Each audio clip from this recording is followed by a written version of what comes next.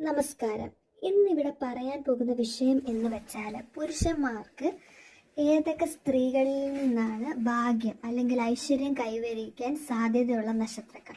ഈ കൂട്ടത്തിൽ 8 നക്ഷത്രങ്ങളാണുള്ളത്. ഈ നാളിൽ ഉള്ള പുരുഷന്മാർക്ക് അമ്മയായിട്ടോ സഹോദരിയായിട്ടോ ഭാര്യയായിട്ടോ ഈ നക്ഷത്രക്കാരുണ്ടെങ്കിൽ ഐശ്വര്യവും ഭാഗ്യവും വന്ന് ചേരാനുള്ള സാധ്യത വളരെ കൂടുതലാണ്. അത് ഏതൊക്കെ നക്ഷത്രങ്ങളാണെന്ന് നമുക്കൊന്ന് നോക്കിയാലോ. അശ്വതി, മകം, അത്തം, ഉത്രം എന്നിവയാണ് 4 മെയിനായിട്ടും ഐശ്വര്യത്തെ വിളിച്ചു വരുത്തുന്നത്. അതുപോലെ തന്നെയാണ് മകേരം, തൃക്കേട്ട, കാർത്തിക, രേവതി, ഈ 4 നക്ഷത്രങ്ങൾ. ഈ 8 നക്ഷത്രക്കാരിൽ വീട്ടിലുണ്ടെങ്കിൽ പുരുഷന്മാർക്ക് അമ്മയായിട്ടോ സഹോദരിയായിട്ടോ ഭാര്യയായിട്ടോ ഐശ്വര്യം വരാനുള്ള സാധ്യത വളരെ കൂടുതലാണ്.